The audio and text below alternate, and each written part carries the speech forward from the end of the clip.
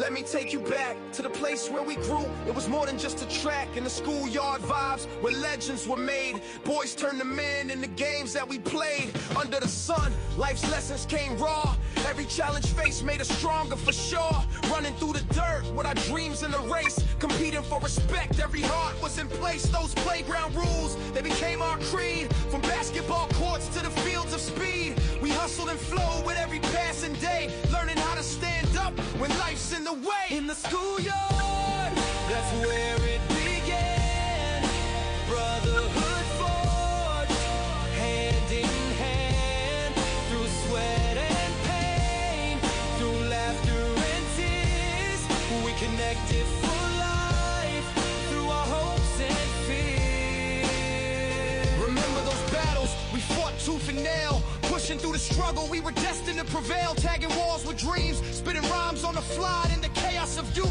We reached for the sky, from playground kings to the dreams we pursued. Every moment we shared, the lessons infused. Trust built on loyalty, respect too. Life in every corner, in the heart of the crew. In the schoolyard, that's where it began. Brotherhood forged. Yo, we finally made it through with no comments about I heard the song. Let me tell you. I was officially graduated. It's a great song. No comments. It is though. Good song. It's right on time. Yeah. Welcome to the episode of, I'm about to say the wrong name, The Yard. George Truly, Chris Bender Sr. Kevin Puckett. Go ahead, Kev. Kevin Puckett. Mike Franklin, 32nd and Burt, right across the street from the schoolyard. Tommy Maurice Franklin. You like that little name? That was Maurice today. Like that little name. So we got a great show today. I want to start by saying this though. I know you know, but I got to make sure I say it because people misinterpret it.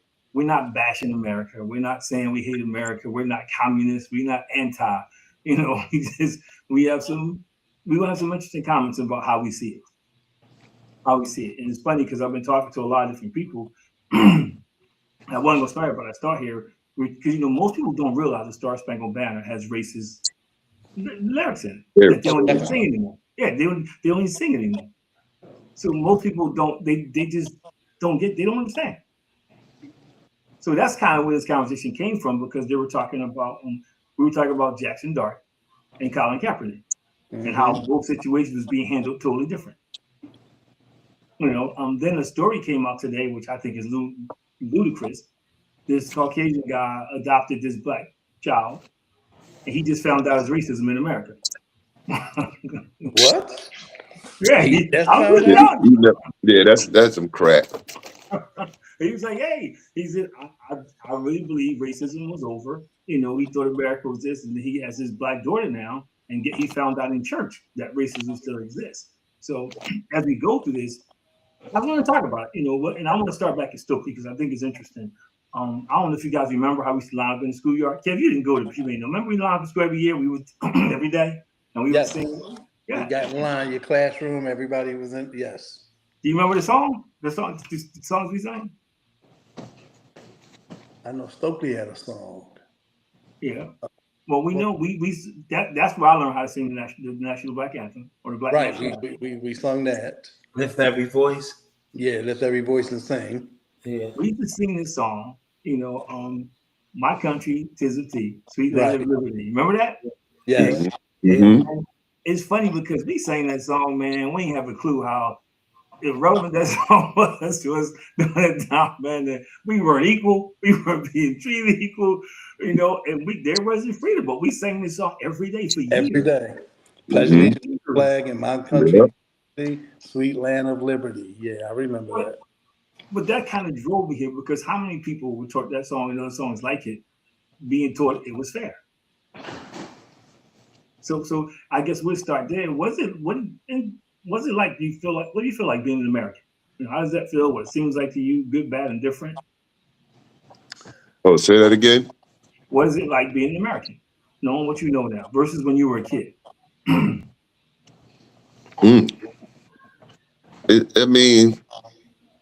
To me, it's not.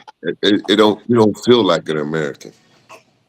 by the way things are going right now and the way that they're treating us. It's more like we're going back to, they want us to be not just slaves, but products again. You know what I mean? Inventory. So Well, it's not as peaceful as it was when we was young. There's a lot more we got to worry about. Good point. Go ahead, Mike. it's when Trump says "Make America Great Again," he's talking about the 40s, the 50s. He wanted to have it where he can't make us become slaves again. He knows Mm-mm. that. But if he can have it where we can't get certain jobs, live in certain neighborhoods, make certain incomes, that's what he wants. And in the 60s, when they passed the civil rights, a lot of white people, and I don't want to sound racist, I know that come off when you say a lot of white people, but they said, okay, we got to hide. We got to let them do this. We got to let them do this. And when Trump came back, a lot of them said, you mean we didn't have to let them work in our jobs, live in our neighborhoods, go to our schools, bank in our banks? And that's what the problem is right now, because we find out with the elections but this country is very sexist and very racist, and it's been that way all the time. Mm-hmm. They were being a little camouflage with it, try to hide it a little bit, use a little euphemism, and now they just blatant, oh, we don't care. And to say, how do you feel to be an American in this country at this point right now, especially as a black man in America? Mm-hmm. It's actually dangerous. It's scary because you never know. Like I was riding down the street today and I saw a pickup truck right beside me, and the guy had like three big Trump banners on the back of his truck. And he looked at me, and I'm the one that will never turn my head when you look at me. You gonna bow before I do. So he looked at me and I looked at him, and eventually he put his head down, the light changed, he pulled off. But I'm saying to myself, you got the right one, buddy. But it's a shame that we have to think like that and feel that way. And that's probably every black man in America, be being honest, that's the truth. Yeah. I'm Tom. going to say, Chris, you started off by saying that, it ain't like we don't like being an American. I mean, we were born in America. Hmm. So we are Americans, Right. whether they like us or not. But we feel, as a black man, we feel that they want us to be obedient, shut up, be thankful for what you've gotten over the years. Like if they're taking it, saying, okay, I guess since the '60s, since the civil rights, you've gotten rights, you guys gotten jobs. We let you have this, we let you do that. We don't have to let you do that all the time. So it appears to be scary in the future, because now it seems like they want to take away the rights that we fought for and deserve as people. So yes, I'm not going to say I hate America because I don't know any other country, but I don't like the way that I have to bow down or feel like I was given something that I didn't deserve. I mean, I worked hard for whatever I got. And they didn't give us anything. That's the Mm. part they don't understand. And what they don't understand, we don't want nothing from them. Just treat us with respect. Treat us with respect and dignity, and let us be us. We don't And, we don't want nothing from them. and the real thing about it, to me, I don't think they know what they want. They don't. I mean, because if you look at it, you say, okay, you don't like black people, you don't want us around. But when we built our own Black Wall Street and stuff like that, y'all came and You tore it burned it down. down. Burned it down. Yep. You know what I mean? So it's like, okay, what do you want? You know what I mean? Like, Well, They I they, don't, they I don't really think want us to be slaves. Like they want us to, like, we built this country, and I know a couple of weeks ago we talked about we boycott sports, or we stopped doing certain things that they would feel in the pocket, and I think they know that. But like Kev said, they don't know what they want. They want us here to help build their country and to do what they can't do. You know. But see, I think they do know what they want. They want us to be what they depicted us to be, depending upon them. You gotta remember, they saw blacks as we weren't supposed to be smart. Mike and I were laughing about this earlier about a particular school, but Mike said none of them was smart. But anyway. No, but if you think about it, even now, I give you a perfect example. Most times they want us to be servants. Either they expect us to be Ben Carson or Shaniqua. Right. They don't expect us, like the four of us. They can't handle the in between. They expect us to act right or act, and I think they're more comfortable like that. I think the other thing is they like saying America's great, and we're not. I mean, if you think about it, the only thing we rank first in is incarceration. Mm-hmm. That's the only category that America ranks first in. There's all these different, we're eighth when it comes to college graduates. Because I was talking to them about this earlier, man. We when it comes to healthcare, we near the bottom. We're near the bottom when it comes to, we one of the few countries without free healthcare. Right. Just think about it. All those, when it comes to crime, same thing. We're in the middle, near the bottom. Mm-hmm. So even some of those countries that Trump is calling crap holes, they do better than we do against crime. Mm-hmm. So I don't think it's a question of them not knowing what they want. I think they just like having the superiority complex. They like saying they're better than us. Mm-hmm. Think about it, how long it took to get a black quarterback. Yeah. Because they wanted to prove a point that we were inferior. Right. So guys like Warren Moon had to go play in Canada. Right. Doug Williams, he was the first quarterback in the modern day era who won the Super Bowl and didn't get the Disney commercial. Right. It got cut. Look when at you going to Disney, like Doug Williams. Doug Williams went home. Joe Gilliam took the Steelers to the Super Bowl, and then they didn't let him play in the Super Bowl. That's why I became a Steelers fan, because of him. Mm-hmm.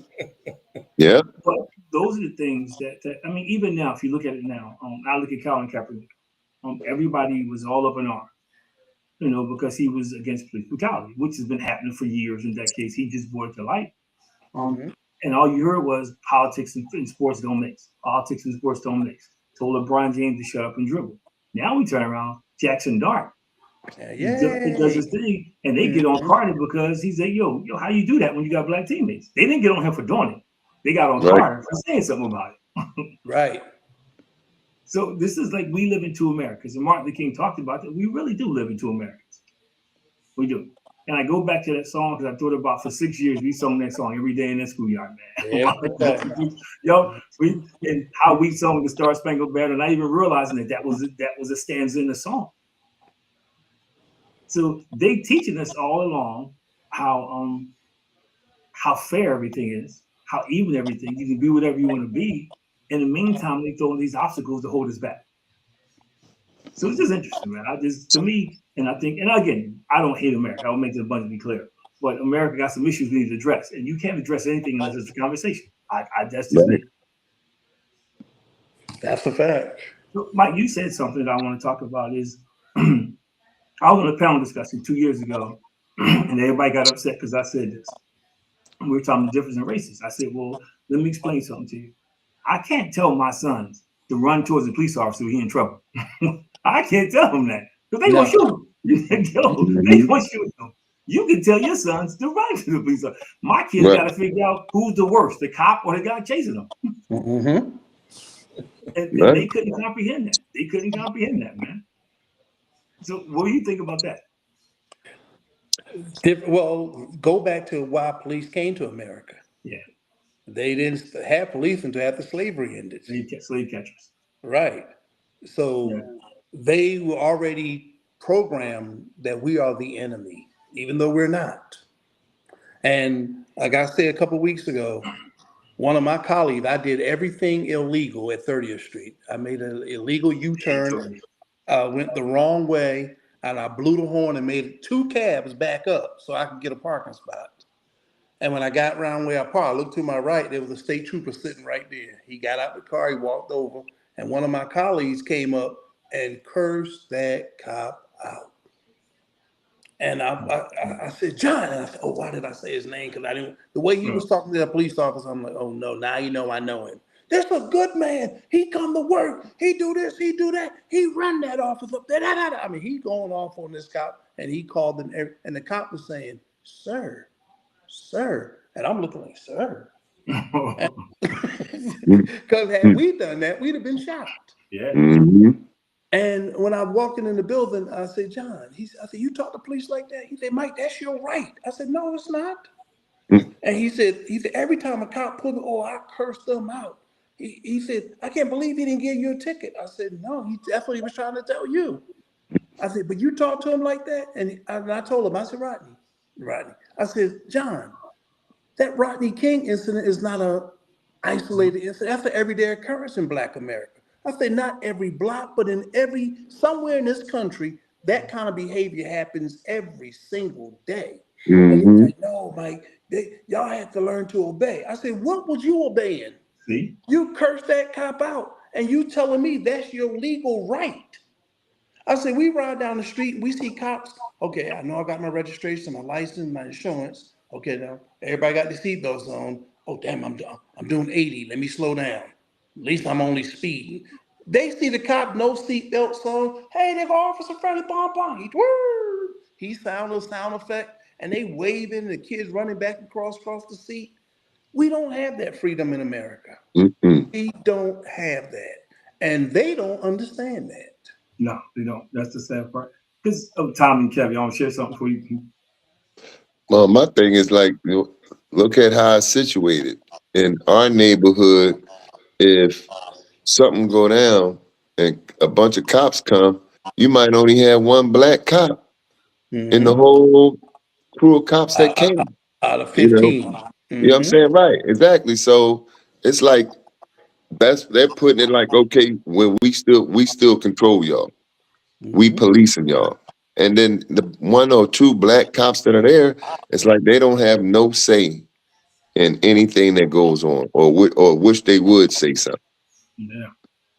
Well, it's interesting because I've known some cops. My father was a cop, my brother, but even my age, I talked to some of them, and it's funny because they would say how they would be in these precincts, the predominantly white precincts, and the white officers would talk about the stuff they do to black people, and they felt it was like it was nothing they could do because you're the only one in there, you know, it's in there, and you kind of like you stuck. But you're between a rock and a hard place. Yeah. If I say something, I could get fired, or I could get set up or shot by my own colleague. And they would say that. They would say that. That was the fear. And I think, but see, this is the part of America that people don't want to admit exists. And Mike, you said something because it was funny, not funny, but like Kevin Hart and them had a roast.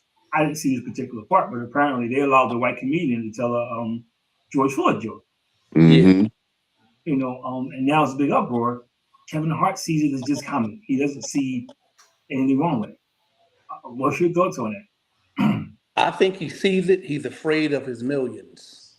If I speak up, I'm going to lose supporters. I'm going to lose fans. And because I look at some of these black rappers, artists, and they supporting Trump. And I'm saying they're looking at the tax money they think they saving because they can't be a black person in America and support that nut. You just can't. And I know I'm probably the reason why people say we sound like we hatreds on this call, or we bashing America.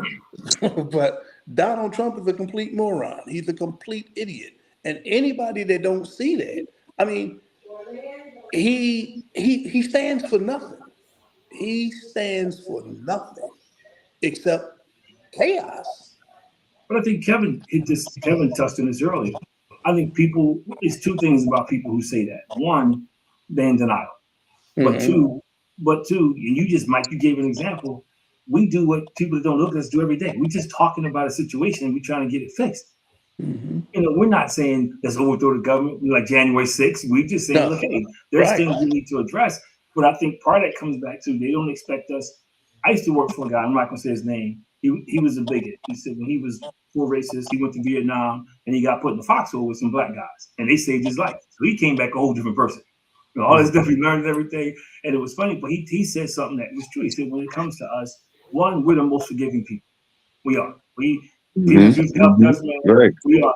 We don't forgive each other, but we forgive. And the other thing he said Yep. was, he says, people who don't look like us are so accustomed to us marching, and then a week later, everything's back to normal.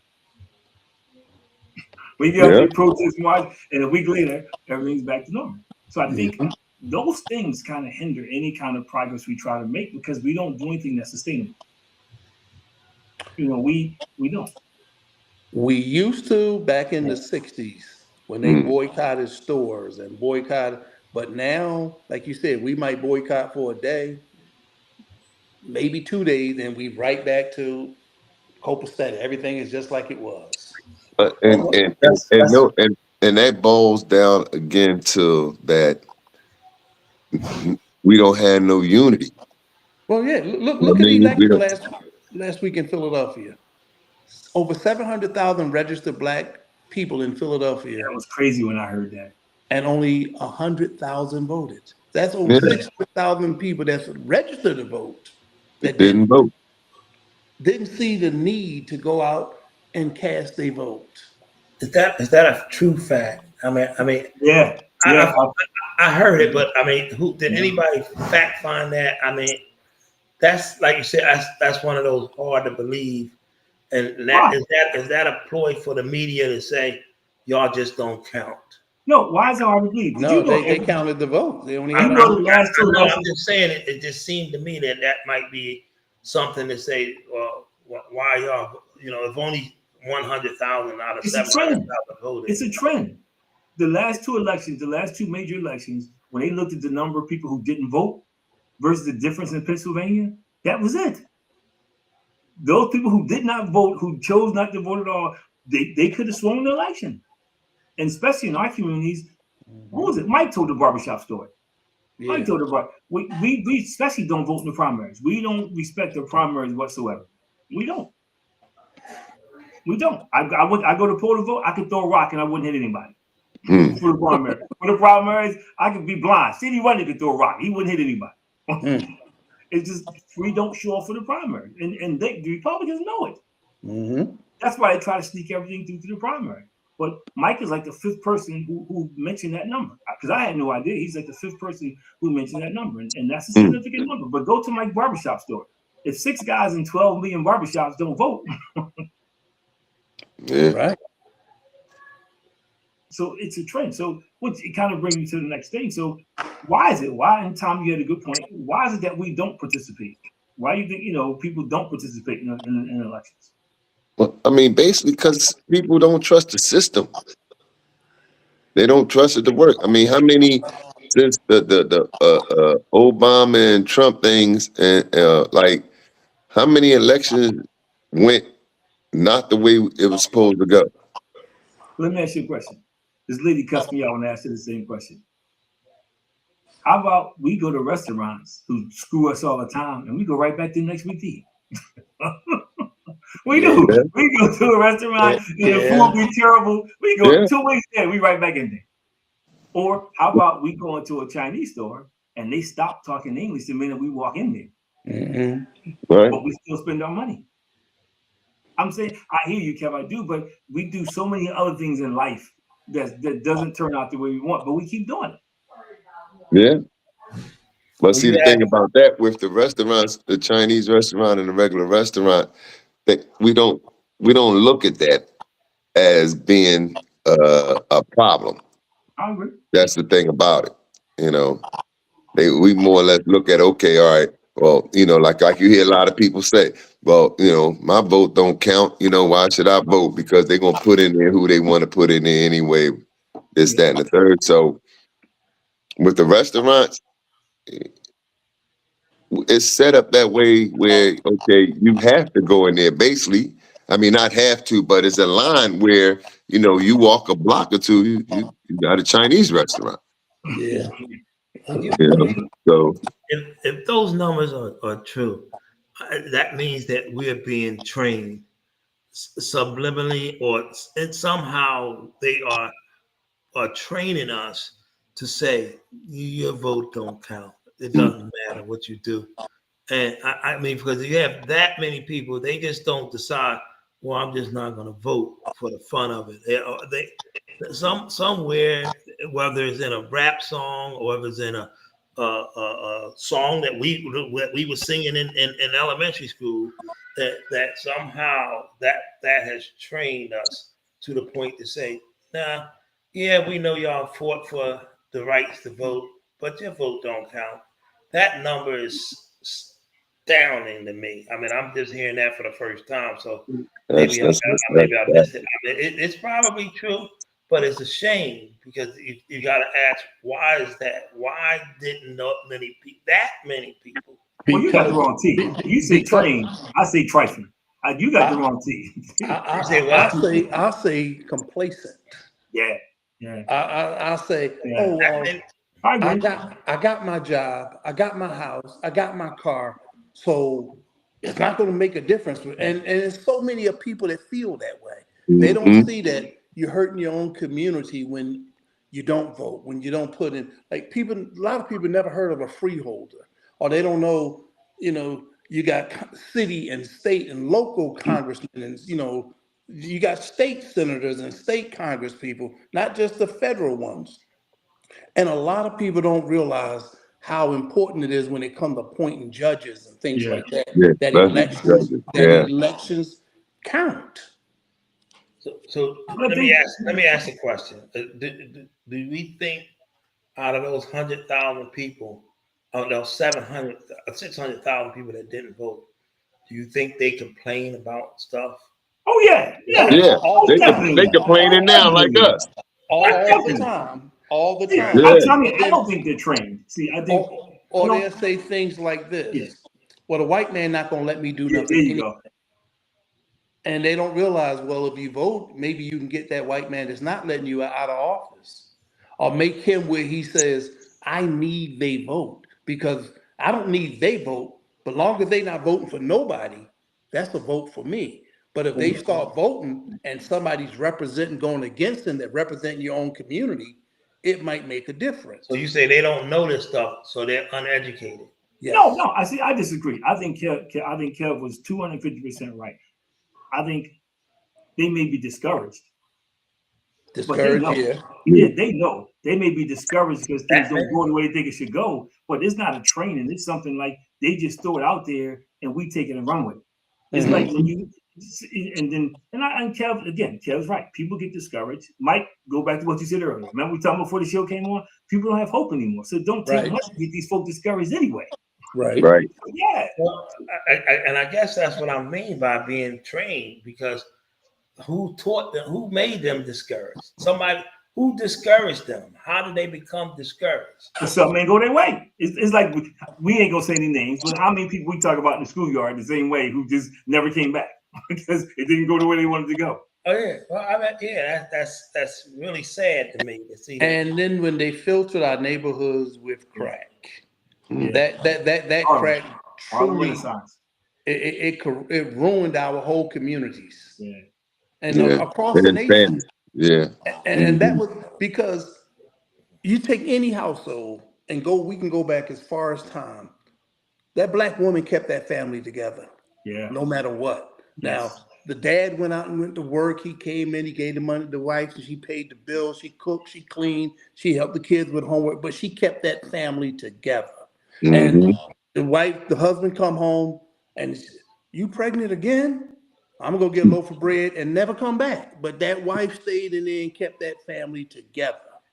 And crack came in and made black women not care about their own kids. You think crack didn't hit the white neighborhoods? It did, but not like it hit not like ours. Not like if you go back to Harlem Renaissance. It was institutionalized into our neighborhood. Reagan and them put them in there deliberately to destroy the future of black people in this country. Yeah, it hit white neighborhoods too. They call them poor white trash. But remember, it's affordable, Mike, because remember, that used to be the rich people drug. Mm-hmm.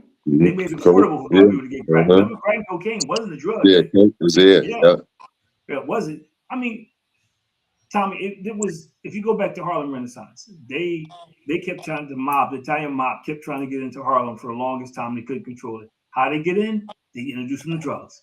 Mm-hmm. They introduced new drugs. So and you can't tell me, just like now, dude ain't working in 6 years. He driving a brand new Bentley, living in the condo, dressing to the whole night. Everybody ain't mother no dude selling drugs.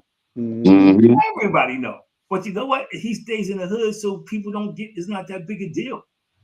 Mike made a point, and this will be my next point. Remember when Kamala Harris was running? They filmed people in barbershops. I'm not voting for a black woman. Black people. I'm not voting for a black woman. So either they voted for Trump, or like Mike said before, a no vote if you voted for him. So why is that? Why we can't even seem to get it together? We have a gender. All the problems we have as people, and then gender gets in the way of it. Mm-hmm. Divide. That's still that we still at that divide and conquer, man. You know, they put the women against the men now, even in the workplace. Mm-hmm. They promoting women more than they promoting men, especially the black women, and still that Well, same. because they feel like they killed two birds or three Yeah, birds with Yeah. one stone. We don't have to hire a black person, a black man. We right. don't even have to hire a white woman. See, other people don't realize. Do y'all know in this country, white women are considered minorities? Yeah. Yet in Yeah. every group of people, DEI. there are more women than there are men. Yet in DEI. America, white women are considered minorities. Mm. They benefit from, like, you could take white women, Asian men and women, Indian men and women, Hispanic men and any ethnic group you want, including white women. They benefit from the strength, the fights, the murders, the killing, the protests that we did. Yeah. Mm. And we the ones don't get, we get punished at the end. Well, I got to give credit to this, because you have a lot of Caucasian evangelists and a lot of Caucasians coming out now saying what you said, Mike. Yeah. Saying exactly what you said, that they, and there was even back some with different things. There were people of different ethnicities involved in that. Always. I think where we struggle at, and Kevin said it, it's so easy to pit us against each other. Right. Mm-hmm. It's so easy to get us fighting each other. If you go back to slavery, they had the light skin versus the dark skin, the house Negro versus the field. It's always been something with us. You know, even in sports, Tom and I were talking about earlier, Michael Jordan never said anything offensive to anybody. And when they asked nobody, he said Republicans buy sneakers too. So, and what did they do? Because you remember, Kevin may not know, but you remember Gil Howell just spoke up? Yeah. And they banned him from basketball. He never I saw say it. he was done after that. He was done. He was a league percentage-wise 3-point shooter. So Mhm. I mean, and who spoke up for him? I give you another example. This one won't get me in trouble. I don't care. The athlete for Chicago Bulls, he just spoke up about his faith. And they cut him, and now nobody's picking him up. He's like a number 5 Oh pick. yeah. Okay, I just seen that. Yeah. I just seen that. Yeah. Who was that? Isaac, what's his name? Something Isaac? I can't think of his name. I can't think of who. I mean, I seen it, but I don't remember who it was. He was a number 5. Go ahead. I'm sorry. What did he do, Chris? He spoke up about. He was being interviewed, right? And he was talking about. He talks about his faith himself in the locker room. So he's not savvy enough that he don't understand the media. They bait you in. So they kept talking about their faith, and then they were saying, well, how do you feel? You shouldn't be saying this. So then he came back and said, which he didn't think. He said, but the NBA celebrates the LGBTQ. Well, I can't even get the issues together. And they took it around with it. My point about him was, how many people told him to use your platform to share your faith? But Probably. when he got nailed, nobody showed up. Right. One person came out to say, and I know they told him, because they said about Reggie White, they said about, and I'm a Christian, I can say it. They tell these Christians, all athletes, to speak up, use your platform for your faith, and he did, and they left him out to dry. Mm-hmm. Nobody came and said, well, let me mentor him, let me work with him, anything. They just crickets. And what he said was, he was a number 5 pick. He got traded. He got hurt. He was sitting out. He started to drink. He started to smoke. He started to get to this dark place. And Price is what brought him out of it. But what I'm saying is, even then, we couldn't stick together. We couldn't pull him aside, and somebody couldn't pull him aside and say, yo, dude, you got to curb that. Or, let's find another way to say it. Hey, I understand what you're saying, but this is a business, how you present it. Nobody, that didn't happen. and then you got people that is just saying, oh, there's no such thing as collusion. Well, come on, you a number 5 pick and nobody picked you up. Yeah. Right. There's a lot of Right. sucky suck basketball teams out there. Nobody picked you up. So I think we do fight against ourselves. I go back to Colin Kaepernick. And you had people, this is one reason why I would never be a Cowboy fan. When Jerry Jones comes out and says, no, my team better not kneel. You got Dez Bryant, you got all those superstars. Ain't Yeah. nothing he gonna do if they ain't nothing he gonna do if they took a knee. But they didn't. Right. They didn't. And he came on the sideline to make sure they didn't take the knee. Yeah. But so at what point, do we stick together? And Kev talked about it the last we was on about how we need to start getting our own again. We need to go back to getting our own schools, getting our own, doing stuff for ourselves. We just kind of got away from that. And why? Because we turn on each other. I ain't giving time my money. I don't trust him. But some dude coming to the neighborhood don't look nothing like him. We give our money to him. Without no questions asked. So how do we get back there is the question, and again, we're not bashing America. I'm making it abundantly clear, but there's a lot of issues that I'll put it this way. My grandson is 7 years old. At the rate this country's going now, by the time he grows up, he's going to have fewer rights than we have. And Mike, Tommy, Kevin, you can relate to this. Kevin a little younger than us, but you realize that we're a unique generation because we came along at the tail end of civil rights. So we got to see the videos and the different things. And we got to see all the changes. We were also the ones who were supposed to have this great hope. Right. What's coming next? Look what's coming next, though. Well, right. We all made efforts and still make efforts to make sure that our children are better than us. Right. But we start to see the path is going to be hard for our grandchildren than it was for us. Mm-hmm. Somehow, and I go back to, we have to educate our grandkids, our kids, and everybody on what we really went through in the early 60s, on what it took for us to get moving in a positive direction, or at least one that we believe that we had every opportunity in somehow they have to understand that, like Chris, you often say they don't know the history, and I don't think they know the history because their parents don't know the history. Right, their parents don't know, so they don't know. So I think somewhere, and I see them trying to take Black history out of schools. They don't want us educated on what it took. But if things continue the way they're going, and Mike talked about this the last time, it's not about us being good enough. It's going to be about accessibility again. Will we have access to do certain things? That's what it's going to come down to. I don't care how smart our kids or grandkids are. If they're in a place now where they can't have access to those things, and we don't create our own, what they going to do? Right. Because that's what they mean when they say "Make America Great Again." They want to eliminate the access so that we can't do things. And then they say, "Well, we didn't stop you. Your kids didn't go to school. Your kids didn't do this." And it's go back to the 60s when Martin Luther King and Stokley Carmichael and Malcolm X, all the guys, they were saying, how come there's no blacks in corporate America? Very little. Yeah. The Kennedy administration said we wasn't educated enough to hold those type jobs.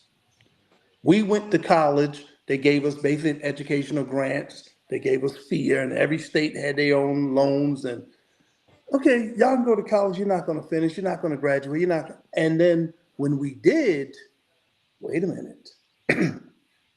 Not only are they graduating, but they finish in the top 5, 10% in their schools. And then, okay, you got to start giving us jobs. Because you said we wasn't educated. Here's my degree. Here's my master's. Here's my doctorate. I invented this. I did that. And all is documented. And that's when they put that crack in the neighborhoods. Look at 1981.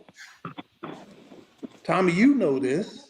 Bunny had to forgive her senior year in high school to go to college because they cut the grants. She wouldn't have been able to get no money to go to school. 1981 was the biggest college dropout in America history because Reagan came in and he cut all the basic grants and things to help people go to school. Yeah, that affected a lot of white people too.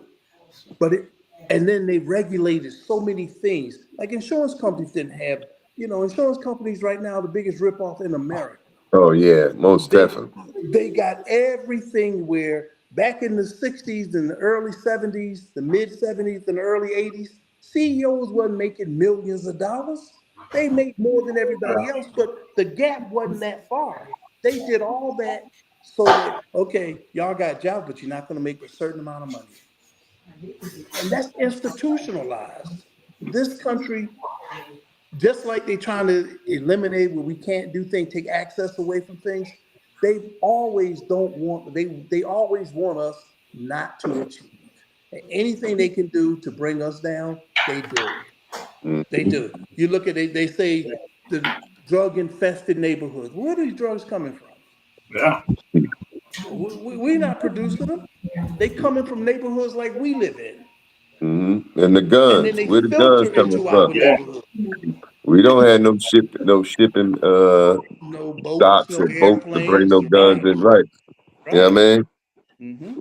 I'm gonna read this quote, right? By Martin Luther King. He says, "We have fought hard and long for integration, as I believe we have and we should have. And I believe we will win. But I have come to believe that we are integrated into a burning house. I'm afraid that America has lost the moral vision she may have had." Think about that. This is back in the 60s. And here we are in Right, 2026. We're dealing with the same issue. Same. So the more things have changed, the more they remain the same. right. And I go back to, I know when I was young, man, my vision of America was, I really believed that, that everything's gonna be okay. I really Right. grew up thinking that, like Martin Luther King said, we had a dream, we'd be able to play together, do all this great stuff together, man, and it wasn't going to make a difference. I really believed that, we were going to be judged on our character, not on our greed. And Stokley kind of hurt us in that aspect because it was like a little community. Everybody Right. looked out for Right. everybody. We had white teachers, black teachers. It was never a big deal. Even Strawberry Match is after that what we started to see was race does matter. And for me, it's kind of at one point it was disillusion, and I say it all the time because my wife likes to talk about this all the time. Because the work I do, but I still don't qualify. I'm in a room and I'm talking, and people who don't look like me want to try to tell me what's good for our people. Like they know more than I know. Right. Or I had a guy get on. He says, we got to take you out, man. We got to get you some suits. I said, what? He said, yeah, we got to take you out, man. We're going to get you a couple of suits. I said, well, what makes you think I don't own suits? He said, every time I see you, you got on sweats and sneakers. So I'm like, well, who am I dressing for? Wow. So I said, We well, got to take you out to get you a yes. suit. I said, well, and then my friend started laughing. My boy started laughing because he knows I got a bunch of suits. I don't since COVID, I ain't had to put one on because of COVID. Since COVID, I don't have to put one on. I'm cool. But also, I'm not gonna walk into a classroom and talk to a bunch of kids in the middle hood in some suit. I wouldn't even get 3 words out my mouth. Know what they told me? Young boy said, "I'll never forget the only time I wore a suit." He says, "Man, we see men in suits for 3 reasons: parole, a funeral, and a wedding, maybe court." Well, that's sad. Now that's sad. Right. Exactly. It's like, yo, nobody's racking around in no suit. So I say that because even everything that I've done, it don't mean anything. I'm still, when I walk into a room, I'm the black guy. I'm the N-word. You talk to, there's a lady who, and I'll turn over, she's in the back of this pickup truck with a Confederate flag, dancing, using the N-word. She got her 8-year-old kids out there with her. She having a field day, man. She Black Lives Matter. Nobody says a word to her. Unbeknownst to her, somebody knew her, filmed it, sent it to her boss. She got fired. Good. You know what the first thing was? I blacked out. Yeah, right. She's I didn't know. I didn't know the all KKK really stood for. Huh? I'm just saying, So it's been a pattern of abuse and us not responding.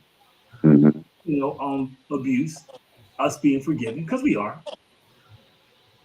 So how do we begin to turn this around? How do we? Tommy talked about our kids. How do we light a fire in them to understand, like, yo, this is what's happening in America right now. This is not a TV show. This ain't a do-over. This is it. Well, basically, like with my son, what I'm doing is because he's starting to be going to a new school next year. That's going to be even more predominantly white. And I just try to let him know like what's going on. Let him what's going on in today's society. Certain things to look out for and understand. Just be mindful and how people want to treat you, and not just to react, because a lot of times they're going to do it just to get a reaction with So think before you react. Just trying to keep them abreast of like when I see stuff on on the news, when I be on my phone, different things as far as when they be in the cabinet and talking about the fraud. And I try to look at this, dude, see what's going on. Just trying to make them abreast. Well, let me throw this question out there. One of the hardest things I had to do is talk to my kids about racism without making them go the other way. You don't want them hating people, but you want to make them aware that it's the real world. How did Right. you feel? How did you handle it? Well, my grandson, he lives here with me. He's 12, and all he hang with is white people. They be over here, he be at their house, they go to the mall together, and he's the only black that be with them. I have a friend that live around the corner that's black, and he has a son the same age as Eric. And Eric went around there, and they were teasing Eric, the black kids, Yeah. and to the point where he don't want to go around there no more. And then when I told his dad what happened, because he said Eric left my house in the middle of the night, Nicole went and picked him up, his mom. And I told him what Eric said, and he said, I'm gonna talk to him. And he go, well, Mike, we was trying to get him to be more black. Mm. And I said, Kevin, what is more black? His name is Kevin too. And I'm he surprised said, you were that calm. well, I was that calm because he works in the same school that Eric goes at. All right. But I told him, I said, you of all people should know that we can get along with people and still know our history. I said, trust me. Yeah. Carol get on me all the time. Mike, you gonna turn him into a racist? I said, no, I'm not. I'm turning into a realist. I said, you can trust some of them, but you bet not trust all of them. And you have to learn how to talk to them and see how they undermine, and that's in their nature. And when I say things like Carol get mad, I say, Carol, they history. Just think about it. Lynching. They would have parties with kids and families coming to watch black people hung and set afire, and they enjoyed that. Yeah. That's in their nature. Well, Mike is and I look at my kids. My kids they hung out with kids in the young years. That when they got to the high school, those kids don't have nothing to do with them. Right. When they got to the high school and they got around, they just washed their hands on them. I look at Morgan, my daughter. She went to University of Delaware. Her freshman year, now she was in the IP classes. She was in what they call that, the kids that they thought were going to be top students in their school. They had a whole dorm building. Morgan was the only black in that building. You know, her roommate didn't speak to her from the first day to the end of that semester. Yeah, I believe it. And I said, what's going on with Chloe? Daddy, I speak to her. She don't say a word. I go pick Morgan up before she got her car. Morgan in the room, Chloe in the hallway. I said, why? She says, if I'm in here, except for going to sleep, she don't even come in the room. And Morgan graduated with a 4.0. But I said, that had to have been hard. Your freshman year, your roommate, 2 semesters, don't say hi, good morning. And y'all share a room every single day. Mike, there was a kid when I was my first week on campus at school. I'm not gonna say the name of the school. I was the only black in the class because I had practice. I was playing baseball, basketball, so I had late practices, so I had to have an early class. Because we won D1 jet setting all over the place. We took buses, so you train. So I had an economics class like 7:30 in the morning, and she wouldn't sit next to me. So the teacher made her stand up. I gave credit. And then about a month into it, because she was a cheerleader, we kind of got to know each other. She had been filled from birth, from as long as she could remember, the negative stereotypes about us. about African American male. Now, fast forward, my neighbor across the street is an Indian guy, right? When I first moved in, we were not saying much. He got sick. He was really shut. So my daughter, when my kids would get his mail and stuff and take it up to the house and everything. So one day he fell, inside the house. And he called me, and I go over there. So now I'm in a dilemma. So I break in this dude's house out in the county. No. Who gonna show up? What do I do? So, using some skills that we come up with growing up, I they were using, so I got in and I'm helping them up. But I never forget this. His niece came over the next day, right? And I saw her apprehensively coming across the Indian, and she gets over here, she knocks on the door. So I say, "Can I help you?" She says, "Are you the young man who came over?" First of all, young man, I'm older than you, but I didn't say anything. I said, all right. But she said this to me, Mike. This is the truth. She said, it's so funny because I've heard so many negative things about y'all that I can't believe you did that. And I was waiting for her to say, but you didn't take anything. She didn't say it, but in my mind, all this going. But she said that to me. And I'm thinking, how you knock on my door and be so comfortable to say it? Come to find out, that's what they tell them when they come to this country. They tell them. Most definitely. They learned that at the embassy before they. And then the Americans who don't look against feed right into it. But I remember, I'm going back years ago. I was riding out 95, and I see this lady with 3 little kids, maybe 5 and under, and she's trying to change her tire. So I looked over and I said, I got a wife, 3 daughters, I got 3 sisters, my mom. I would hope if somebody was able to help them, they would. I got sister-in-laws. I pulled over on the shoulder and I backed up. I said, man, get your kids in the car. I'll change your tire. You know what she said? But you're black. I said, ma'am, that's your problem. Not mine. I said, you're a person. And she said she tried to pay me. I said, ma'am, I didn't do it for no money. I said, no, you was out here. I said, your kids was running around the back of your car on 95. They was on the shoulder. But right. I said, you about to lose your entire family, and your only concern is I helped you because I'm black. And I'm sorry. I said, no, that's how you. I said, that's who you are. And I changed the tire. But this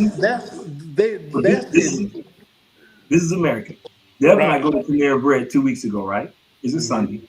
We went Panera Bread before we go to church. So I'm watching this lady. Her husband is sitting there smoking a cigarette. And I'm watching this lady chase these kids around and everything. And she's trying to order on an app. So she comes in to get the food. She's barely carrying it. He's smoking a cigarette. Dude ain't watching the kids. So I got out of line to hold the door for her. And she was, I could tell she was apprehensive at first because he was a foreigner. I couldn't tell. He looked at me and I could tell he wanted to say something, but he didn't. He ain't moved though. He did not move. And I mean, Mike, she barely struggling. The kids running around. He was sitting there smoking a cigarette. And he looked up and he wanted to say something because I opened the door for it. But I'm thinking to myself, like, what's going on here? My kids and my wife, they say they don't like going places with me. We were in Disney World at the parade. And Sean, Andre, Nicole, Mike, and Morgan. I had Morgan on my lap at the time. They were little. And me and Carol sitting there. So this white couple come up and said, can we squeeze in? So I put Mike on my lap and slid over so they could get in. And they lit a cigarette. I said, wait a minute. I said, it's illegal to smoke here. I said, and we don't smoke. You know what the lady said to me? Well, if you don't like it, get up and leave. I said, wait a minute, man. We squeezed in so y'all could get in here. And then the husband said, well, if she want to smoke, she can smoke. But what you going to do about it? And I told him, I told him, I said, I'm going to prove to your wife how much you don't love her. How are you going to prove that? I took the cigarette out of my mouth, put it out on her forehead. I said, your turn.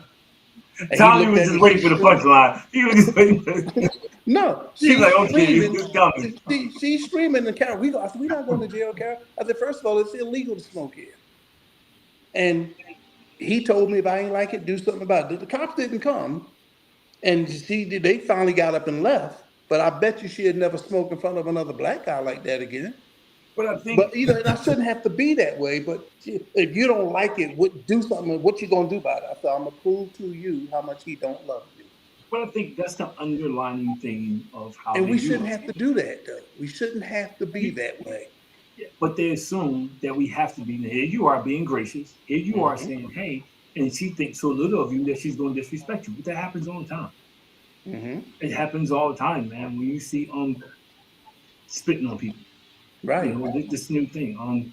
Tom and I were talking about the other day. Is this video going around where this lady, she's pumping gas. She has a nice Lexus truck. She's pumping gas, and there's this older white guy pulls up. He looked 85. He said he was 65. And he comes over, starts cursing out, threatening her. You almost hit me. She said, I got dash cam. I didn't come. What are you talking about? I haven't seen you. He's going off on her. I mean, just verbally abusing her, man. And I'm like, and lucky he got the right one, but he just tore into her. Mm-hmm. So this is becoming a trend. There's a guy who, it was fun, not funny, but this is Mike. It's Mike Frankie written all over it. The guy comes out. It is funny. The guy comes out, and this young white guy decides that he wants to start. Mm-hmm. What you doing here? You don't belong in this neighborhood. So the guy's like, look, man, just get out of my face. I'm not feeling this. This ain't your neighborhood. Y'all come around here, y'all shopping. You don't know this guy. So the guy gets in the car. The black guy tries to pull off. White guy breaks his window. Man, nah, Mike, he turned into you. Let me tell you, man, he beat that bull like a pinata. Well, I had something. I didn't hit the guy. This was Carol and I were in the car, and the guy looked over at me, and I looked at him. He said, "What's your MFM problem?" See? I said, "I don't have a problem." So the light turned green. He took off and turned his car sideways so I couldn't go. So I'm looking at he get out of his car. He got kids in the back of his pickup truck. He's digging. So Carol got out of the car and ran. So I turned the wheel. I said, if you pull out a gun, I'm gonna lay down because Carol gone now. Nobody in the passenger seat. I'd already turned. I was gonna ram him right into his door. He pulled a 2x4 out. I put the car in park. I said, you blanked up. And he said, oh, you my, and I snatched it from him. He dropped to his knees. Mister, please don't kill me. And his kid was in the back. Don't kill our dad. Please don't kill our dad. And Carol come running back. Hit him. I said, what you do? You ran and left me. You know why y'all married? No. Well, she said somebody had to tell the story in case he pulled out a gun. And I gave him a stick back. You know what I told him? I said, look, I care more about your kids than you do. And Carol said, you should. I said, Carol, he had a heart attack already. If I'd have hit that guy, I'd have went to jail for murder because the fact that I took the stick from him so easily, he wasn't dead, but he was dead. If I'd have swung that stick, he would have died of a heart attack. But this goes back to what I said. This is an underlying thing in America. And I think until there's more conversations, I always say this all the time. If you can't admit there's a problem, you can't solve it. Right. And until America comes to the conclusion that it's not fair, it hasn't been fair, it's never been fair. Everything that we've gained, we earned as a people. We earned everything. Despite the stumbling blocks, despite the obstacles, despite the things you threw at us. And I think we persevere no matter what they throw at us.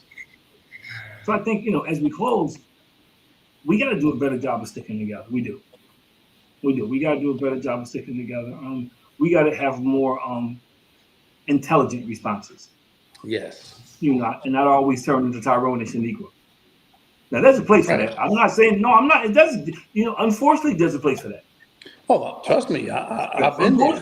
But I think that can't be our first resort. No. And then finally, we have to use education. That's going to get us through more than violence. But we got to do something with our young people, man. Our young people just not being educated. It's not all of them, but a large portion of them, they're not being educated, man. That's true. Now, it might be funny because we talking this off camera. I'm sorry, go ahead. It's young, like you said earlier. It's hard to educate them when the parents don't know. Yeah. And that's the sad part. Right. Somehow they gotta value what Martin Luther King, Malcolm X, even Barack. You know, I think Barack gets undervalued so much on what he did for the country for the 8 years, and a lot of people, I mean, will say he didn't do enough. He should have been more rude, like Trump. He should have just did whatever he wanted to And he do, would, like Trump. he'd have got assassinated the But first see, you day. know what's funny? It's funny because those same people, Tommy, and I agree with you, they don't put that pressure on the Caucasian candidates. No, All they demanded from Barack Obama, you don't hear them. Yeah. They like he had to do it. He had to be the one. He had 8 years to do it. Well, I say he corrected so much stuff that you just don't. Tommy, even know. man, some of these local politicians have been in office 20 years. I haven't done a darn thing. I haven't done nothing. They've done nothing. You know, so right, and that's what I said, and that was our fault too, because you know, like you said, during the primaries, they made sure that we never had the Senate or Congress at the same time when he was in office. Well, when he first went in, he had the Senate and the Congress, but only for 2 years. And after that was it, right? Yeah, never had it. So you know, after the first 2 years, I don't know. All right, guys, another great show. Excellent show. Always show. Another great topic. Again, feel free to get some topics, man. You know, I'm going brain rot, man, trying to do this for 3 shows. That was a great topic. That topic can last forever. I'm going to say that we can talk about decades. Need to keep it going. And it needs to be talked. Like you said, if you can't admit it, it's never going to get corrected. Well, I'm going to tell you what I would love to do, and I know I would love to get some African Americans who voted for Trump. Not to fuss with him. I'm just curious to get dialogue. Like, what was your line of thinking? You know, what attracted you there? What made you think it was going to turn out different? Ricky Ross, I got the hand for idiot. Now you know why he will never come on. I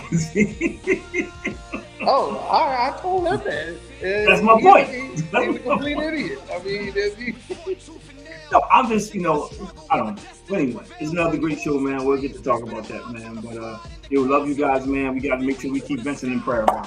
Yes, definitely. Love you guys. Y'all Tell your mom I said, hey, man. All right? All right, talk to you guys later, man. Peace. All right. Peace.